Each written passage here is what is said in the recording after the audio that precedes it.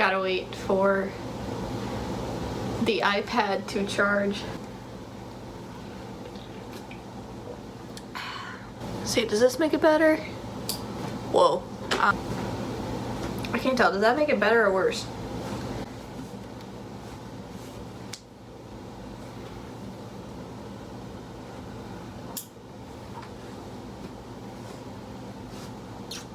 I don't know what to do. Wonder if I like... Ah! Oh my goodness. Oh no! So it's at this point that I somehow managed to spill hot wax from, you know, one of those like Scentsy smell things.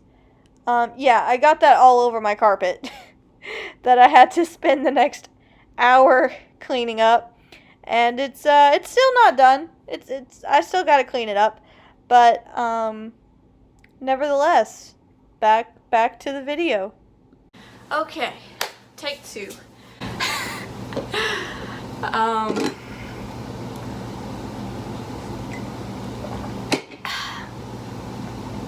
Well, hello.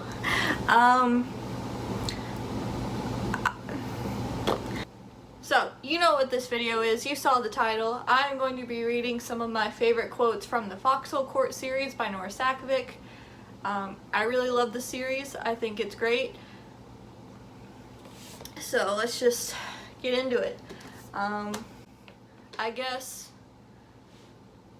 disclaimer, if you haven't read the series, there will be spoilers because I'm going to be talking about... I'm going to be giving like in-depth... I'm going to be giving context to the quotes. So I will probably inevitably spoil some of it. So if you haven't read them, if you don't want spoilers, go watch them. Go read them. They're really good. I just started listening to the audiobooks. Very much enjoying that. The narrator, fantastic job.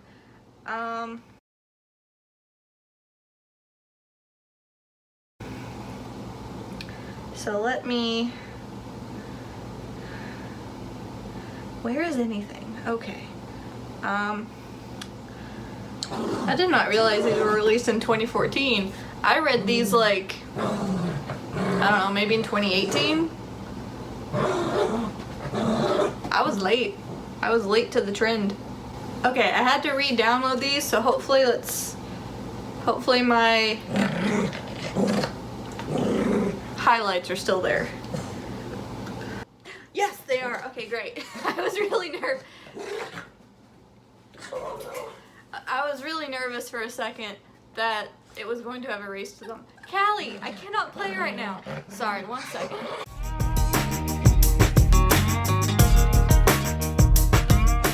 My dog thinks every time is playtime. Alright, so I should also preface by saying, I'm assuming if you're at this point in the video, you've read the series, so you know that. But this is probably the most trigger warning book series I've ever read. It's got an extensive list of trigger warnings. I'm not gonna list them in the video. You can go look them up. It's a long list. So the first highlight I have... Whoa. Automatically adjusted, that's cool. Neil is... He just got assigned to the Foxes, and he was thinking about going to college and going to university. And he says the word university. University, he said quietly. It sounded like a dream. It tasted like damnation. I don't know, I just really like that. I'm a sucker for a good turn of phrase. And the repeating D sound was nice. The second one, he was talking about Andrew, and he was saying, but Andrew was just a psychotic midget, which that just made me laugh. That just made me laugh a whole lot, referring to Andrew as a psychotic midget. This next one's a little bit longer. Oh yeah, this is, Neil is talking to Kevin, and he says they're twins, but they're not the same. Neil lifted one shoulder and a shrug. One of them hates your obsession with Exie, while the other couldn't care less. Whenever I read it for the first time, this was a moment that it actually made me think. I was like, wait, which one hates it and which one doesn't care? Because that I thought was pretty cool. This next one is Coach Wymack talking to Addie about Neil, and he says, don't want him thinking this team is anything but dysfunctional or June will be a rude wake-up call. I just love Wymack and his personality. Oh, this is the first one that actually has like me writing a note along with it. This is Nikki is starting to flirt with Neil. I get their names mixed up. Nikki, Neil, I get them mixed up. Nikki was starting to flirt with Neil, and Andrew goes, hey Nikki, Andrew said in stage whisper German, don't touch him, you understand? And then Nikki responds with, you know I'd never hurt him. If he says yes, I said no. Man, you're greedy, Nikki said. You already have Kevin, why does it... And then he gets cut off. But I wrote the fact that Andrew speaks in German because he doesn't want Neil to understand him. And then I have, again, I don't know if you'll be able to see this. No, you're not. I have little emojis by it. It's a little surprised face and the one where he's kind of like smirking. So, there's that. And then, this next one, Neil is thinking about, I don't know, what is he thinking about? Hang on. Yeah, he was saying how he was no stranger to violence. He'd heard every threat in the book, but never from a man who smiled as bright as Andrew did. Apathy, anger, madness, boredom, these motivators Neil knew and understood, but Andrew was grinning like he didn't have a knife point where it slit perfectly through Nikki's ribs, and it wasn't because he was joking. Neil knew Andrew meant it. If Nikki so much as breathed wrong right now, Andrew would cut his lungs to ribbons, any and all consequences, like, worth it. I honestly can't remember why I highlighted that part. I think it was from the first part, the whole like apathy, anger, madness, boredom list. But other than that, I can't remember why I highlighted this. I read these like in 2018. February 6th of 2018 is when I made that note. So that was, I guess it was only 2 years ago, but I have the memory of a goldfish, so it was like a lifetime ago. Yeah, here's one. Nikki is trying to explain Andrew to Neil, and he says, Andrew's a little bit crazy. Your lines are not his lines, so you can get all huff and puff when he tramps across yours, but you'll never make him understand what he did wrong. Moreover, you'll never make him care, so just stay out of his way. I always found it kind of interesting that Andrew, this little like 5 foot tall, wearing all black, blonde, just little guy, is like the one person in the series that everyone is collectively just terrified of. I don't know why that always made me laugh, but just like the fact that everyone in the series, like, Andrew's the one thing that they will all collectively agree on of like, yeah, okay, I don't want to get on his bad side. He scares me. This one, Andrew and Neil are talking because Andrew like broke into Neil's dorm and went like searched his bag, and Neil like marched into their room and was like, hey, don't do that, like that's messed up. And he threatened Kevin, saying like, keep your dog on a leash or I will put a leash on him, something like that. There was some analogy about dogs and leashes, I don't know. But Andrew then turns to Neil and says, believe this, Neil, you can't put a leash on me. Don't think you can, okay? And don't be stupid enough to tell other people you will. It's not safe, you'll make me want to break you. And then Neil just goes, you? Neil said, you can't. Andrew's smile curved wider. Oh, that sounds like a challenge. Mother, may I? And then Neil proceeds to say, your mother's dead. I don't think she cares what you do. Oh, I know for sure she never did, Andrew said. I just like kind of the way Andrew speaks in the first 2 books when he's still on his medication, because he has like really interesting turn of phrases, like how he says here, oh mother may I just think he has a very interesting way of talking, and it's something that carries through up until he comes off his meds in the 3rd book. And then this is one, Kevin tells Andrew please, and Andrew says, you know how much I hate that word. And I have another little note saying, I am now going to keep track of every time Andrew says the word please. I don't think I did. Oh yeah, and then this one, one of the teammates, Seth, he uses a slur, like he uses a rude slur against another teammate, and Andrew just immediately snaps at him saying, I don't like that word. Andrew said, don't use it. Here's another one of Andrew's like interesting ways of talking, because they just found out that the Ravens got moved into their district, and Andrew asked Kevin like how long he had known this, and Kevin said, I've known since May.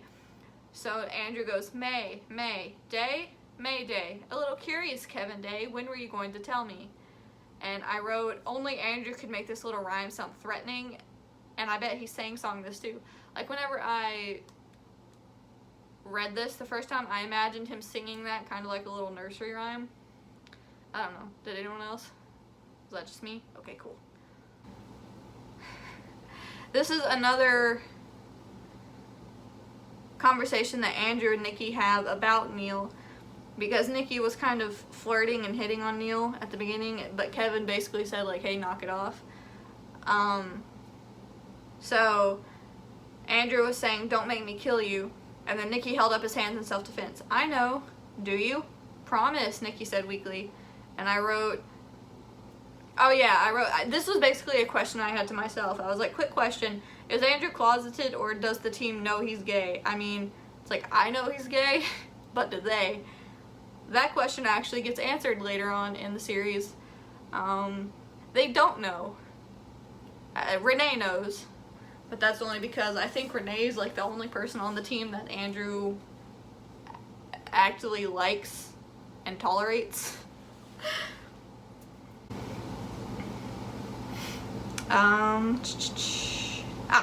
Here we go. Here's another one. The fighting. Okay, this is talking about how whenever they started practice, that they didn't get along. They were constantly fighting. The fighting hit a peak on Wednesday afternoon when Andrew left practice early for his weekly therapy session. The second he vanished, Seth went for Kevin with fists flying. And I wrote, I love how Andrew is Kevin's bodyguard, and no one, not even Seth, will touch Kevin when Andrew is in the room. I was like, also, I'm going to go on record and say I absolutely love Andrew's fierce protection over what's his. Yes. I still stand by that. Oh yeah, the next one is, he's talking about, Nikki just gave him the clothes to wear at Eden's Twilight, and Neil was talking about how he'd never gotten a gift before, so that his first one should be from Andrew was unsettling. And then I wrote, I know these two end up together, so this is actually hilarious to me. I don't know if at this point Nora was trying to plant seeds of that, because I know whenever she first started writing the series, I don't think she was gonna have Neil and Andrew be together. I think wasn't she originally gonna have Neil and Kevin be together? I don't know. I just found that funny. Like I've said before, I read this through the lens of knowing that they get together, so anytime I saw even like this tiniest little scene like that, I was like, Anyway, that was just me being very nitpicky whenever like anything happened. Oh yeah, this is the same conversation. Nikki was telling Neil not to wear his colored contacts whenever they go out. And Neil's like, why? I like them. Andrew doesn't. Nikki said, take them out. And then I wrote Andrew being possessive. Well, sort of. By proxy, at least. Because he kind of is. Like, he doesn't care about anyone or anything. But once he decides, like, okay, I care about you, that man is loyal as all get out. This is another one. Whenever they went to Eden's Twilight, Andrew was off his medication. So Neil wondered if Andrew understood the terms of his parole or just didn't care. And I wrote a note, he doesn't care. He obviously doesn't care. He doesn't care. He doesn't care about anything. Literally anything. Oh yeah, this is whenever Nikki sees Neil like all dressed up to go essentially clubbing, and Nikki was saying like that Neil dressed up nice, so he was like, oh, can I say that or is that against the rules? Just, man, Aaron, don't let me get too drunk tonight. And then I wrote, I love Nikki, he always knows how to lighten the mood. He is a precious little cinnamon roll, too pure for this world, who just deserves a hug and happiness. All of these people just deserve a hug and happiness. Except I'm pretty sure half of them would, like, punch me if I tried to hug them. Oh yeah, wake Andrew up, will you? Preferably without touching him, because they were about to get to the club, so they were needing to wake up. It's like, I get the feeling that Andrew is touch-starved or skin-hungry, and I hope this gets addressed later. I was half right. You gotta give it to me. I was half right. His whole not liking to be touched does come up later, but it's not because he's touch-starved. But at the same time, he a little bit at least is, I think. They're at the club. Neil's kind of getting a little overwhelmed. Nikki is being Nikki. But Neil didn't let Nikki or the food distract him from Andrew. It's like, I know they're getting together. Little sentences like this that don't mean anything, I really like for some reason. Oh, this one I like. Because, Neil, the other ones were doing drugs. And Neil was saying that, like, I don't do drugs. I'm not going to apologize for thinking you're being idiotic. And I was like, that's my new catchphrase. I'm not going to apologize for thinking you're being idiotic. This was another just classic Neil line. Arguing would be fruitless when the four had left their common sense at the door. That's true. Okay, so this is the next day. Neil is essentially hungover, and they're talking about ordering food. So Nikki says, I don't think Neil can eat anything. And then Aaron just goes, he can watch. I love Aaron too. He's not my favorite character, but you gotta admit, the man has his moments. And then so Neil was saying like, no, I don't want food. I don't want to stay here. I want to leave because like I trust you. And then Aaron just goes, like you got a choice, Aaron said, and left ahead of them. Okay, this is bad. But it's around the same time. And Nikki's trying to like calm Neil down because Neil is kind of freaking out. And Neil just goes, don't you effing touch me, Neil said savagely. And then I was like, is it bad that I'm laughing? Why is this funny? I remember the moment I read that. I remember exactly where I was sitting, what time of day it was, where I was looking, and I just remember like enacting how I picture this going of him being like, don't you touch me! Of him just being the overdramatic queen that he is. And then Nikki just goes, can I check your head or are you gonna bite me if I touch you? Again. Like, it's messed up what they did to him at Eden's Twilight. Messed up. Even if they had good reasons, still messed up. But that just made me laugh so much. Oh yeah, this is once this is a little later, once Coach actually like discovered what happened. He calls Andrew and is like, "You have 5 seconds to get your retarded psycho butt to my apartment. You think about telling me no, and I swear I'll throw Kevin's contract down the garbage disposal." And I just wrote, I was like, I freaking love Coach Wymack. I do. He's amazing. So this is... Neil told Andrew that his parents are dead, and Andrew's first response is to ask if he killed them. It was such an unreasonable leap of logic. Neil didn't understand how he even thought to ask it. Then he remembered who he was talking to. Oh, jeez. Oh, yeah, this one, okay, I should say, I understand this one now, but at the time, it really confused me. So this is the end of the day. Neil's going to bed. He just got back from Eden's Twilight, from his talk with Andrew, where he kind of cleared the air with Andrew a little bit. And the chapter ends with, hope was a dangerous, disquieting thing, but he thought perhaps he liked it. And in my little notes, I should stop trying to do this, it's not going to work. In my little post-it note, I wrote, Hope, he's had a horrible day. How does Hope play into this? Also, parallels between him and Andrew with looking at their shaking hands. I don't know if that was intentional, but I definitely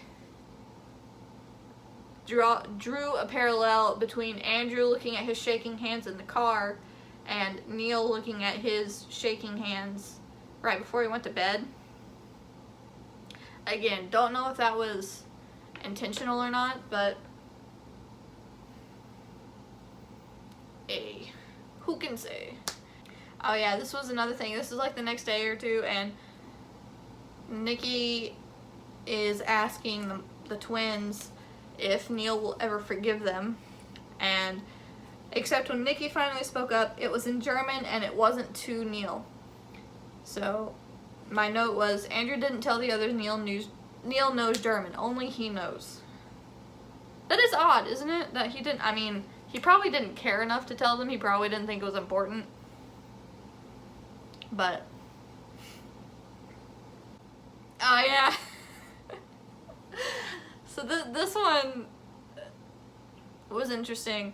So this is, you know, if you've read the series, you know that throughout the series, there's kind of this like running inside, it's not even a joke, it's just knowledge, that you don't want to be the one to wake Andrew up, because he will physically retaliate. So this is Neil's reaction because Nikki woke Andrew up. Andrew then like proceeded to punch him or slap him or something, and then whenever Nikki was like got out of breath, Andrew was all confused and was like, wait, are you okay? Neil hadn't expected Andrew to look guilty over his reaction, but he certainly didn't expect Andrew's blank-faced surprise either. Nikki, are you dying? Andrew asked. It's like, Andrew doesn't know he gut punches people who wake him up? This is hilarious. I don't know why I find that so funny. I'm like, I was fully under the impression up till this point that whenever someone tries to wake him up and he lashes out, that is of his own volition.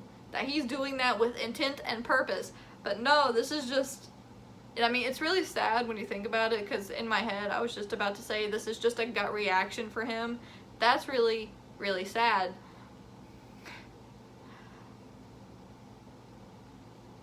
But I find this really, really funny. Nikki likely sided with the upperclassmen in thinking Andrew was an awful influence on someone as sweet-tempered as Renee. Okay, yeah, so this is them talking about no one on the team understands the friendship of Renee and Andrew because they seem very, very opposite. And I wrote, I bet it's the opposite way. They don't want Renee to influence Andrew. That ends up not being the case at all. I thought I was being clever. I was not. I do like their friendship though. It's nice to see Andrew like actively care about someone. Oh yeah, so this is Matt and Neil are talking, and Neil deflects all of Matt's questions by saying, no, I'm fine. You say that an awful lot, Matt said. I'm starting to think you don't know what it means. I wrote in my notes, starting to acknowledge that I'm fine. That does become an inside joke of Neil, that's his automatic answer is I'm fine. But now that I'm reading this again, is anyone else getting like Princess Bride flashbacks?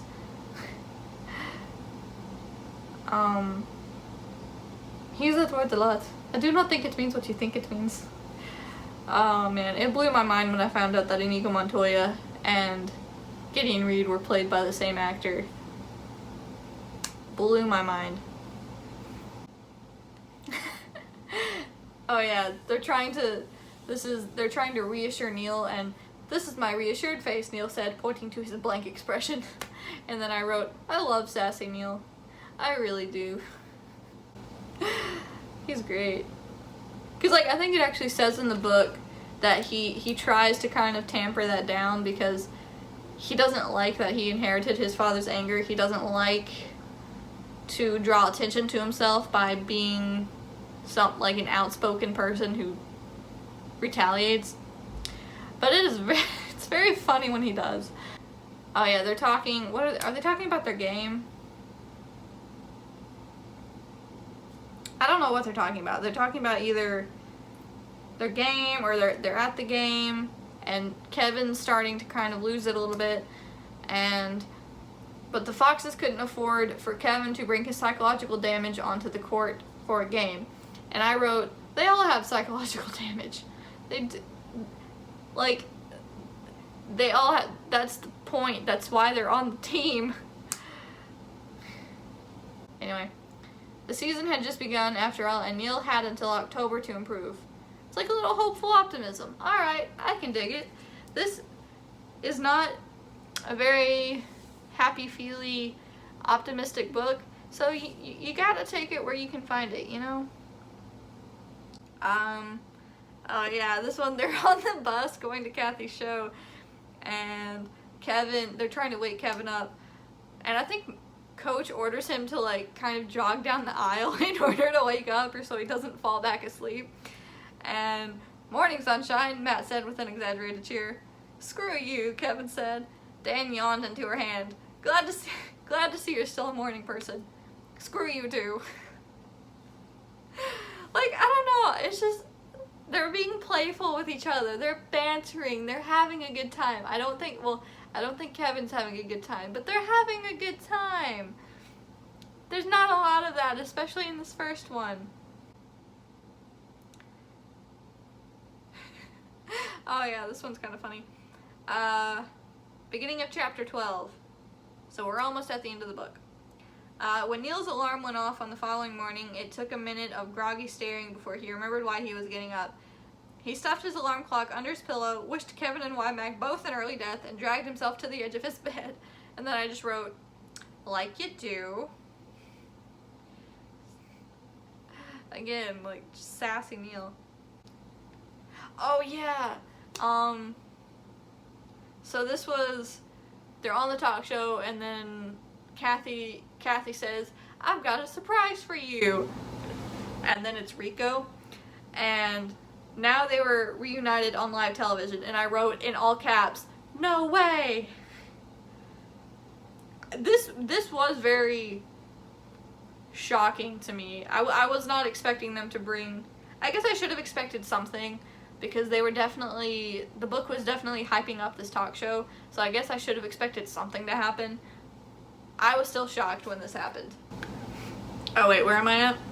Oh yeah, so this is the first instance we get of Neil just freaking going off on someone on TV. That becomes an inside joke, a running joke throughout the series too, and it's amazing. He's talking to Rico. Someone as inexperienced as you are has no right to have an opinion on them. Oh wait, no, sorry. Rico's talking to Neil. Someone as inexperienced as you are has no right to have an opinion on the matter. Talking just about XC and the season in general. It's all the same, I'll give you one more, Neil said. I love sassy Neil. Oh, have I said I love sassy Neil? He's great. it's so satisfying to me reading the scenes where he just goes off on Rico. It's great. I love it. Oh yeah, and then Rico a little later says something like, should I have spelled that out beforehand? What are they talking about? When I said Abby and I would look at, oh wait, no, this is David, sorry. I thought this was still the talk show with Rico. This is after that. Neil's talking to David Wymack. When I said Abby and I would look out for you, I didn't mean you should pick a fight with Rico on national television, Wymack said. Should I have spelled that out beforehand? And then Neil just goes, probably. All caps, sassy AF. You can't see that. Why do I keep doing that? Okay, this one's kind of a longer one. Oh yeah, so this is, sorry, these are kind of out of order a little bit. So we're back on the talk show now. Rico just came out of the stage. Neil hears something in the audience, looks up, and sees Renee was sitting sideways in Andrew's lap, one foot braced against the ground to keep him from shoving her off. She had a hand over his mouth as they both stared up at the stage. Matt had one of Andrew's wrist in both hands. Wymack had the other. The look on the Foxes' faces ranged from horror to fury. And then I wrote a note. I was like, it literally takes the whole team to hold Andrew down.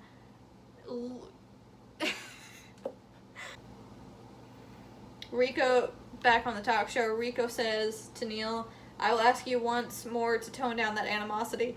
I can't, Neil said. I have a bit of an attitude problem. Sassy Neil returns. Love Sassy Neil. He's amazing. 10 out of 10. Love to see it. Oh yeah, I think this is a question like Kathy asks Rico about the Foxes, like what he thinks of them. Well, it's subpar to be polite. To be honest, its teams are dreadful. Oh no, sorry, not. She was asking about the district as a whole, the one they just moved to, and that was his response. And I wrote, it's official. I hate Rico. He's just, I don't know, like, what's a good way to describe him? Because I could say he's a self-entitled, petty daddy's boy, but I don't feel like that does him justice. He's worse than that. Oh yeah, Rico was talking smack of like, oh, you didn't hold your ground. You lost. Your school is the laughingstock of the NCAA. You're a team with no concept of teamwork.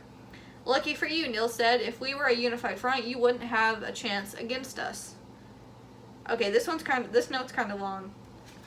So let's I love everything about this scene. I love Rico and Neil's bickering. I love the Foxes' cheers from the stands.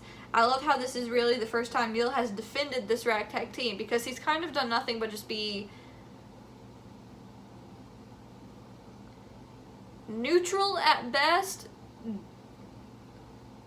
non-caring at worst. This is really the first moment where he has stuck up for his team and been like, I am worth being on this team. They are worth defending. I feel like this is the turning point that right now marks the point where the team will start coming together. Not exactly. There's a turning point at the end of this book, kind of going on into the beginning of the next book. That's more the turning point, but this is the, like, prologue turning point. Rico's talking more smack. You're going to eat those words. Neil said you're going to choke on them. Again, Neil just like standing up for this team that he previously hasn't really shown, because he's obviously shown interest in Exie. Like, he really loves Exie, but being on this team in particular, he's never taken a lot of pride in being a Fox. This is the first time that he really has. And then it's just Kathy cutting with a quick look between them. Poor Kathy. Because just this whole scene, you have to picture like her sitting in the middle between these two guys who are just going back and forth, not even like bantering, just throwing straight shade, and Kathy's just in the middle like, huh? What? Wait, what's going on? Like, I don't like Kathy, but at the same time, you kind of have to feel bad for her. Neil watched Kevin wilt beneath the weight of his owner's fury, and kissed his survival instincts goodbye. He grabbed Rico's shirt and hauled him back. He's breaking up like an argument between Rico and Kevin. But I just love that part where he was like, he kissed his survival instincts goodbye. That was great. And then when Andrew appeared in front of him, and I wrote, just what this situation needs. Take this already like high elevated situation and let's, you know what it needs? Andrew. Rico jerked back a bit in surprise, started to school his expression into something more civil, and gave up when he realized who had joined them. Andrew said, don't touch my things, Rico. I don't share. And I wrote, yeah, possessive, protective Andrew, ladies and gentlemen. Also, Neil is now one of Andrew's things. I realize that might not have the right connotation to it. I'm not trying to say that Andrew owns Neil. That's not what I'm trying to say here when I'm saying he's one of Andrew's things. What I'm trying to say here is that Neil is now a person that Andrew has decided to protect. Who in the past that had only been Kevin. But now he says things, plural. So he could have just said don't touch Kevin or don't, you know, but he says plural, which means he's talking about Neil, which means at this point in the story he's already decided that Neil is someone that he is going to protect. That's what I'm trying to say. I feel like I should clarify because the connotations for the words used that I used could be a little misleading. Oh yeah, and then they're leaving, and he touched Neil's back on his way. His fingers light enough to give Neil goosebumps. Just another scene. So that's after the interview, they're back on the campus, and Allison is talking to Neil and just goes, what'd the monster think? Like, this is how she refers to Andrew. Amazing. Because his group is referred to as the monsters, plural, but then Andrew is like the monster. Capital T, capital M. It's great. And then Dan just shows up and she just goes, how bad is it? Like, that's the first, I'm pretty sure that's the first thing she asks. She walks through the door and is just like, how bad is it? And again, everyone's afraid of Andrew. She's not talking about how bad did the situation go, how bad was the talk show. No. She saw that. She's fully saying, like, how do we handle Andrew right now? That's what she's saying. Oh, Neil. Oh, yeah. Oh, Neil, as unpredictable as he is unreal. More of Andrew's very interesting way with words. Another one. Tick-tock, says the clock. Oh, yeah, this is, I think this is when they figured out that Neil can speak German, and Nikki is like, oh no, have I said anything embarrassing? And Andrew just goes, looks like you managed to completely embarrass yourself in both languages. Oh yeah, this is, I think they're going back to Eden, and so they give him a new pair of clothes because he, you know, threw away his old ones. And Nikki's trying to give him the clothes. Neil says, no, I don't want it. Sure, next time Andrew says to outfit you, I'll just tell him no. I can see that going over marvelously. They're at the Eden Club. People are kind of like, you know, it's a busy club, so people are kind of like pushing, jostling,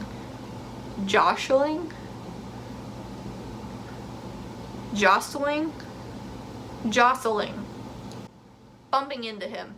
And he kind of leans on Andrew to avoid getting knocked over. He was something solid to lean against, something violent and fierce and unmoving. Double meaning and symbolism, because he's physically someone that's preventing him from getting knocked over, but he's also like someone that's emotionally going to be there to protect him.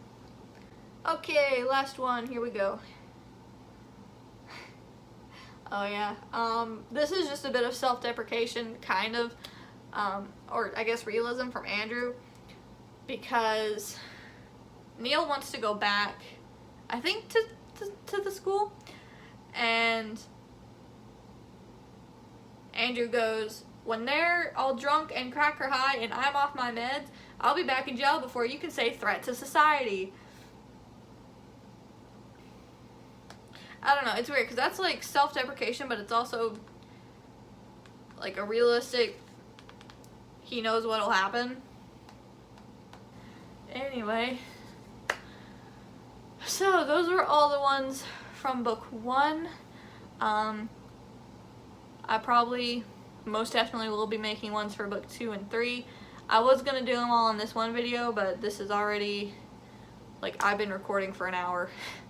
So, I don't want to have just a massive video. So I'll just break it up, I guess. Yeah.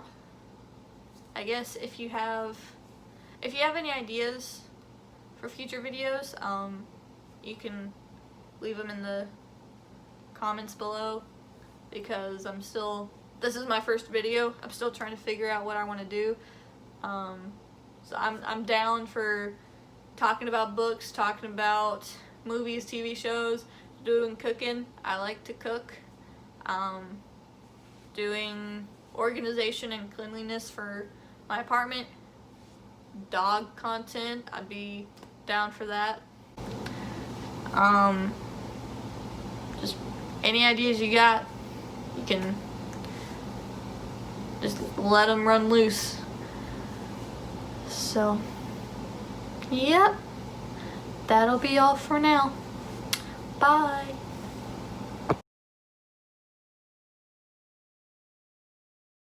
Please ignore the dog trying to bury a piece of kibble on my bed. So the first quote I have is already going to be a struggle, because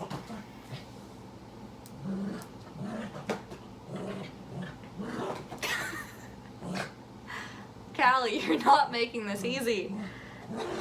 I'm trying to start something here. Whoa, it went dark on me. Okay, that was weird.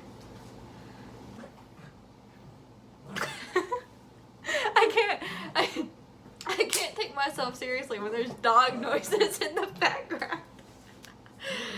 Oh my goodness.